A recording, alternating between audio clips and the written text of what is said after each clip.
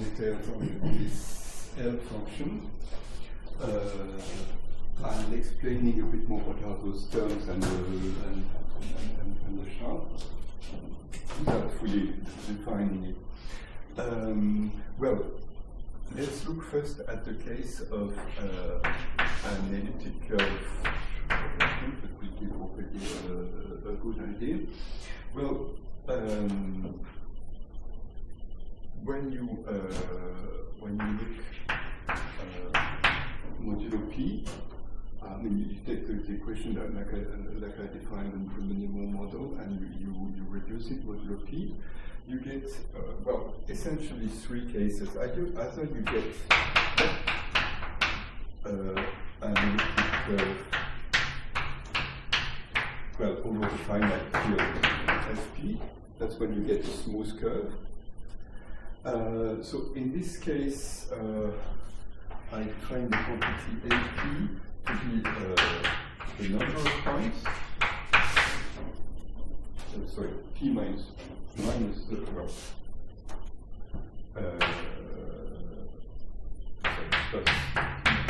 1 minus the number of points.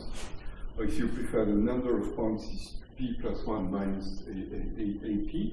That defines me a coefficient. Or the so-called multiplicative case is where you get a node. You get a curve that has a node. In this case, I will put as the coefficient plus or minus 1. I take plus 1 if the two tangents are defined in Fp. You have, well, if you have a node, you have two tangents, and since the whole thing is defined over Fp, either they are quadratic conjugate or they are both defined over Fp.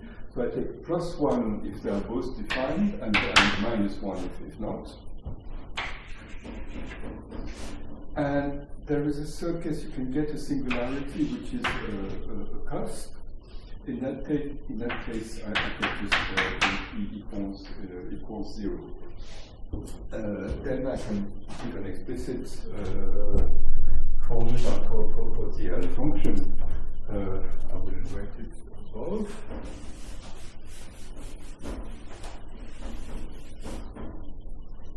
So in this case, the L function of this E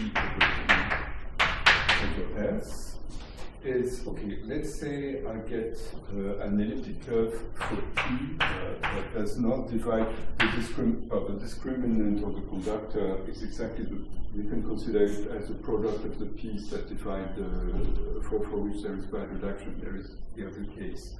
So you have the product, the main part is for the P's that behaves well. In that case, the formula is this one. Sorry, 1 minus S minus 1. So it really looks like the other product. Minus 2S. The last term. Minus 2S. Thank you. Thank you. So, except you have only two differences, is that you have, except instead of having a polynomial of degree 1 in P minus S, you have a polynomial of degree 2. And the other thing is that there is something more complicated that moves with P. But otherwise, it really looks like the product defining the zeta function of the earlier product. And you have to add a small part. And from the analytical point of view, it doesn't change anything, but from the formal point of view, it's important to put this part. So that gives at least a concrete definition of the L function for an elliptic curve. Of course, computation, those formulas don't come from magic, they come from a general theory. And the general theory is to associate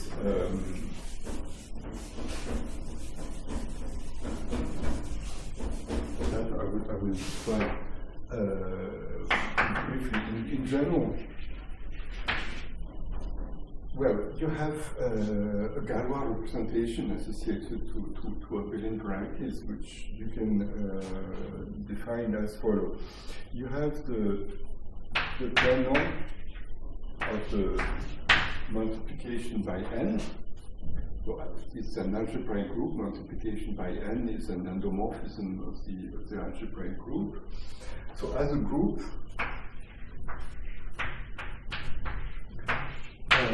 it's isomorphic to z over n same n, and z to the power twice the dimension. Have I given a name to the dimension? Okay, I will call it d. D is the dimension of A. But actually, it's much richer than a group. It also has an action of the Galois group. But the Galois, so which Galois group? I will call CK the Galois group. Algebraic closure. This acts on this because the abelian variety is defined over K, so by polynomials with coefficients in K. And this kernel is defined in terms of those equations. So if you take the conjugate and the Galois of the point that's cleared by n, the conjugate is again cleared by n. So it stabilizes this group. So it's actually a Galois module. And okay, it's a bit complicated for representation theory. Characteristic P or characteristic M is even worse. But so there's a classical trick you essentially to veil is to take limits in order to get characteristic 0. And that's defined as follows. You define T. So if L is P is a prime number. No, sorry, I will call it L. It's easier for later. L is A. You take the limit of this kernel for L to the n. So the limit when n, you take the inverse of projective limit, whatever you like to call it. So in terms of group, well, what is the limit of z over ln z? It's the so-called L-adic integers. So as a group, what you get here is zl to the power 2d. And what's important is you get a ring of characteristic 0, so you have a better theory of representations. And it's also important to take the limit because otherwise, for silly reasons, I mean, the little portion primes, they could be all defined over K, so you don't see any representation. But when you take the limit, you must see a lot of action of the Galois group. So anyway, doing that, you obtain a Galois representation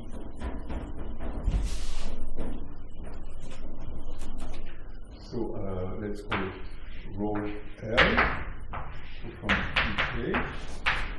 So I will write directly GL 2D of well, QL to write the field or ZL is also true. So you have a Galois representation associated to the abelian variety, and you have also that's almost all a large part of another theory that comes into it. You have classically things called Frobenius. So to explain it briefly, I work first with a finite extension. Let's consider the case where this is a finite Galois extension, and so I make it like this. I translate from L. And I take, well, I will write small letters for a prime ideal, V, here. And above, I have another prime ideal. a priori this decomposes into various prime hydros, but I pick one. But there's others here. So I can first, and it's quite clear that the Galois group has to permute those places above, because when it fixes everything that's down there. So it has to move things within what is fixed. So it has to move the places upstairs. So you can define the decomposition group. It's the subgroup that fixes W, which is sigma and G. Such that W is equal to W. And for elements that are in that, you can reduce them modulo V. That is, if I have OL, so I always have the action is invariant the ring of integers. But if I take the quotient OL modulo the prime ideal associated to W, well, in general, it doesn't sense to the same ring, but if it fixes W, then I get something that I call sigma modulo the prime ideal. So now those are finite fields. So for finite fields, there is an explicit Galois series. So the first thing that you get is a map from this to, well, the Galois group of this, let me write this finite field FW, which is an extension of OL over PV, which I write FC. Sorry, not OLA, OK. Now, OK is fixed by everything from Galois. So it's clear that this sigma bar fixes this subfield. So I can view this as a map to these Galois extensions of finite fields. And now the nice thing is that for those finite fields, the Galois series is explicit.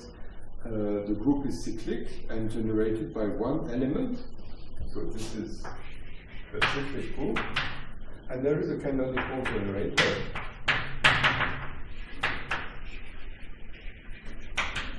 So it's really Zn in strong sense. The canonical generator is the map that sends x to the power the norm of V, the norm of the prime ideal of V, and it's called the Frobenius. Of course, you have to be characteristic P for it to be a homomorphism. That's all the magic of characteristic P. So we have here a morphism. The kernel you define as the inertia.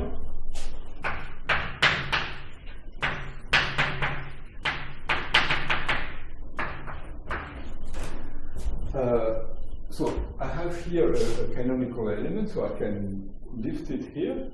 So I get an element that I call Frobenius W that gets mapped to this one. So it's actually unique only up to an element here.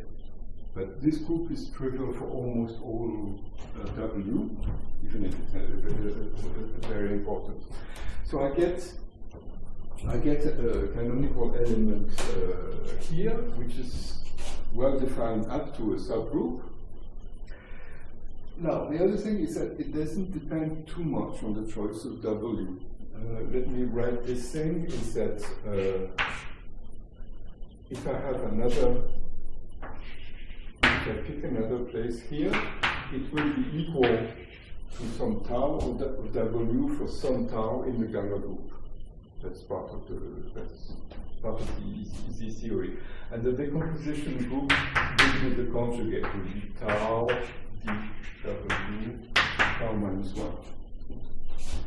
So this subgroup, all this Frobenius, depends only, well, it depends actually only on V downstairs, but only up to conjugation and up to a subgroup. So it is necessary for it to define. Now I can define the following quantity.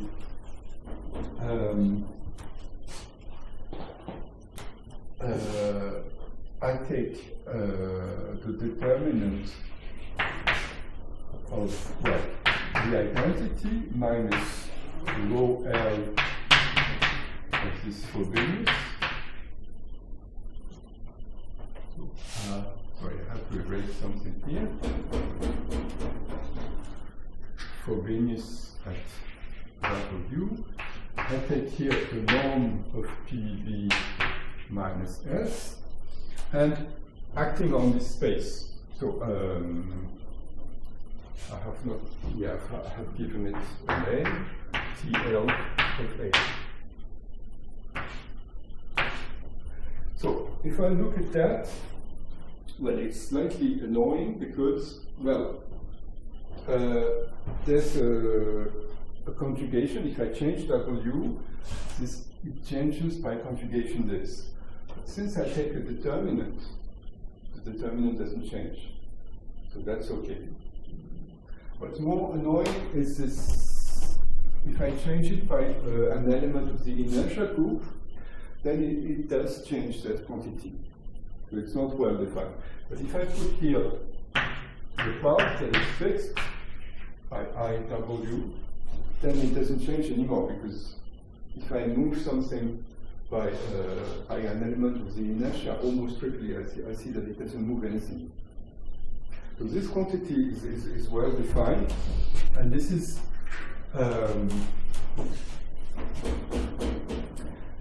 what is the LV of AS.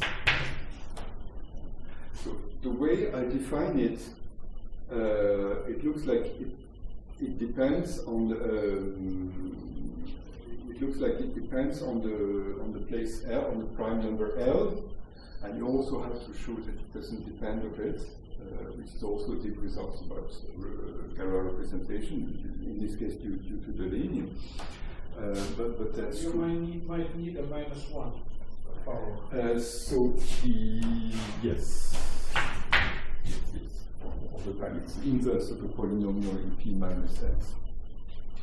And of course, it's an exercise on Galois representation to show that the computation that I've made here coincides with this definition in the case of an elliptic curve over Q.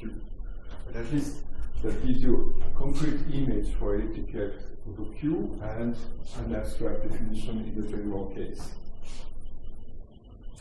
And it is believed that this, so when you take the product of all the places, that this L function reflects a lot of the arithmetic of the abelian variety. And one of the most precise statements is this version Suniten-Daya conjecture, so which is very far from being proven. But still, I mean, it's proven in a few cases.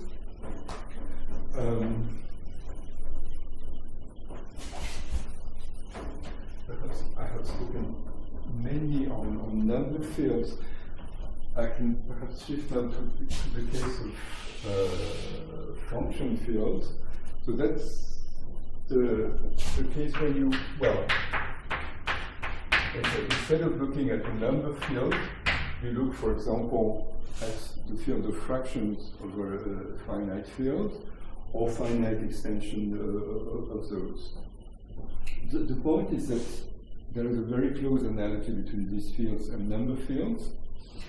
And also, actually, there are many questions that now belong to applied mathematics, like coding theory or cryptography, where it is actually more natural to consider those fields than number fields. So it has become a very active field. And over this field, the situation is better. We can prove a lot more. So this construction essentially goes through. You only have to define. I have formulated things in a way that essentially not this one, but this formula you can carry through. The Mont-de-Venne theorem also is valid. The situation for the L function is much better because, well, if I define now the L function like this, there's still an Euler product convergence only for real part of S greater than 3/2, but it has analytic continuation and functional equation. And in fact, in this case, you can show that it's actually a polynomial in P minus S, except that the degree of the polynomial, of course, goes to infinity with the abelian variety. Of degree, well, you have an analogous notion of height, and the degree is, well, comparable to the log of the height of A in order to, so you recover the complexity, in some sense the shape of the L function as an algebraic object is simple, it's a polynomial, but you recover the complexity with the degree. The degree goes to infinity with the abelian variety. And the general Riemann hypothesis is true, which exactly what does it mean? It means that this polynomial you can write as a product of, well, once you know that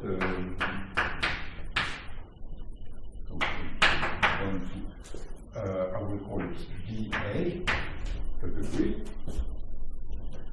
So if you can write it as a polynomial, no, it's like that. The Riemann hypothesis says that all the Vital J's have maybe square root of 50.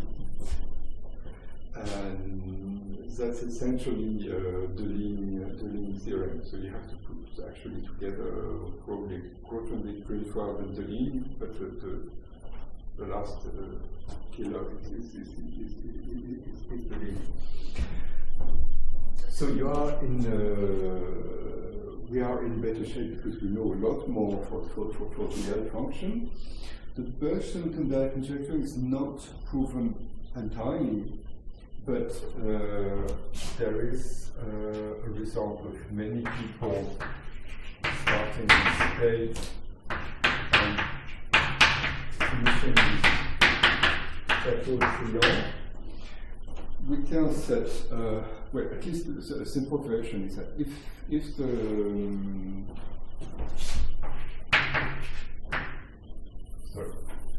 is that first the order of F equals 1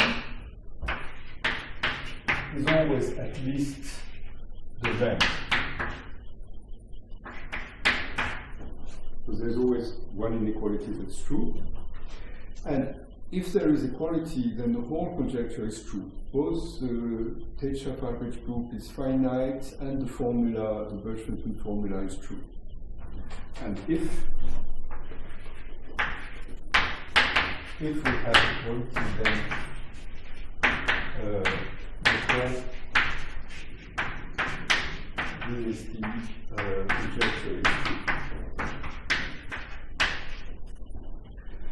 Which is nice because there are at least infinitely many. Over a number of friends, there's only finitely many examples where the Birch-Sutton-Dye conjecture has been fully proven.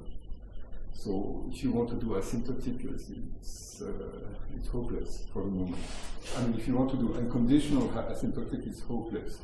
So although function fields, you have really many cases where the full Birch-Sutton-Dye is proven. And so you can make those estimates in an unconventional way. And so you do obtain the result for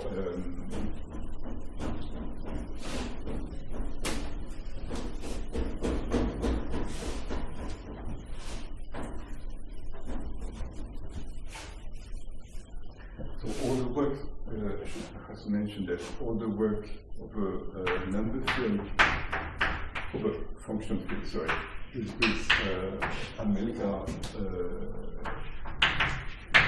Pacheco from Rio. In particular, so over function field, we obtain that, well, let's say if if either SHA is finite, or we have, the order S equals 1 is equal to the rank, one implies the other. If one of the two is true, so the whole thing is true, then we do have that, well, I will write it like this. The cardinality of SHA times the regulator is smaller than C epsilon.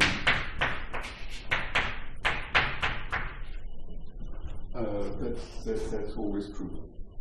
So there is a little more to be proven than what I've explained, because what I call the Hertz factors or the small terms are not that small in the case of a Willen bracket. It's actually a lot of work to show that they are small. But still, it's not the same order of difficulty as Bergström and Dyer or all this. Now, this gives a nice estimate because well, SHA is at least 1, so you get the same bound for the regulator. And you have DIOPHANTINE arguments that proves that the regulator is never too small. That it cannot be smaller than, say, h minus epsilon. So you can also, you get the same bound either for SHA alone or for the regulator, which is interesting in itself. And what in the beginning really interested me was to compare this with the Brouwer-Siegel theorem. So the Brouwer-Siegel theorem really has, well, it has two parts. It says that this is smaller than C epsilon. So really, this is a perfect analog. Well, what is not perfect is that we don't know in every case that SHA is finite. Okay. That's part of life. If we grant this, now remember that on the other side you have the same lower bound, that is, you have of course another constant and delta of minus epsilon. So those two are of the same size, and it tells you that either the units are very large or the class number is very large, or maybe both, but at least they can't be both small. Now, I really wonder if the same were true for different varieties, and I've changed my mind several times, but right now my mind is that the picture is not the same. That actually,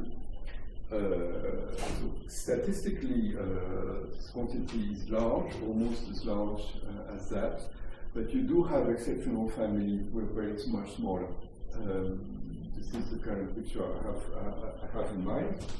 So we do have examples. So we do have examples of families where sometimes the Brouwer-Siegel ratio goes to 1. So what I call the Brouwer-Siegel ratio would be the log of SHA times the regulator over the log of the height. And well, you ask for the limit. Of course, you should ask for the lim sup and the lim inf, because you don't know if the limit exists in general. But we have examples where this limit is 1. I give an example. It's the elliptic curve y squared plus y x cubed minus d. And in this case, of course, it's the d that we make move. So when d goes to infinity, actually, in that case, the full Bergström-Dyer's conjecture is true. We prove that. That's why we chose that example to try to work out. And then by explicit computation, we show that the problem is to show that the special value of the L function is not too small. And that seems false in general, but it's true in this case. And essentially because the formula is given by Jacobi's son, I mean, we have explicit formulas for it, and some analytic theory combinatorial gives that. We have examples where we actually expect,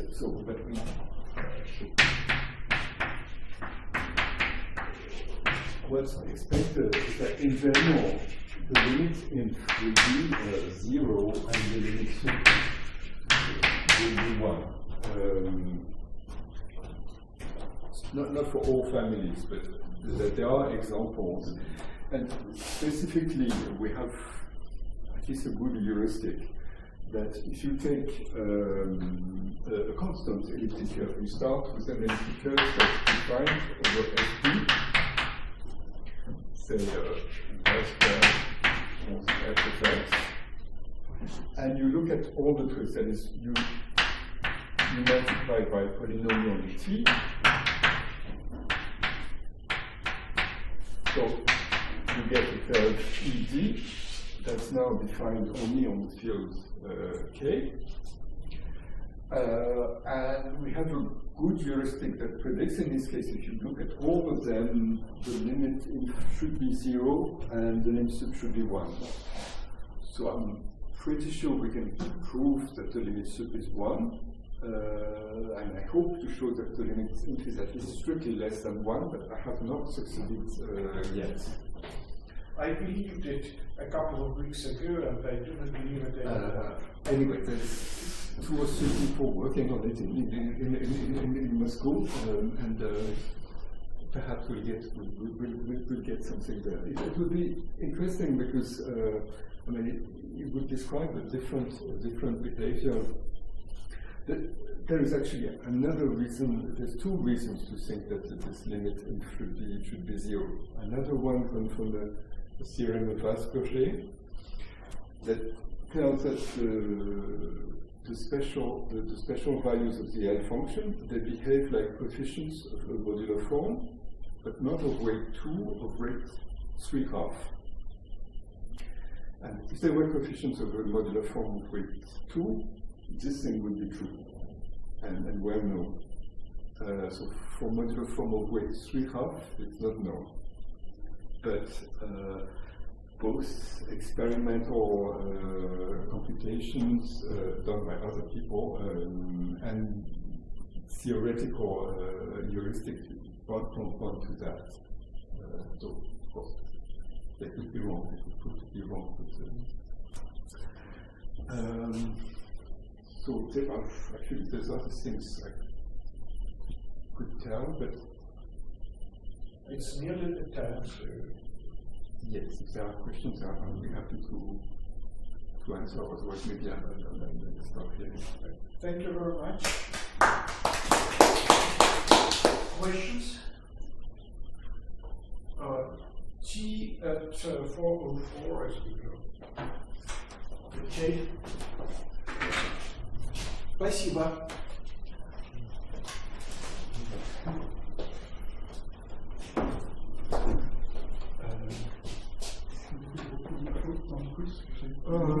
Mais on tient une faute qui était grave au sens que c'était difficile à comprendre.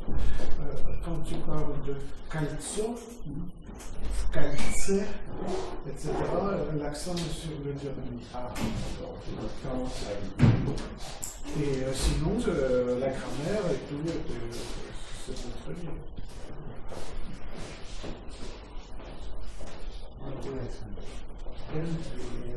Supposed to be independent from example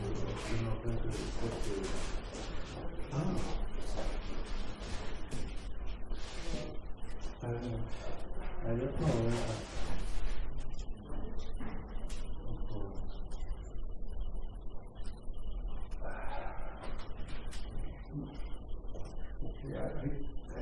know probably enough set theory to answer this question. I would guess no, because I mean, the Riemann hypothesis can be formulated really with elementary arithmetic.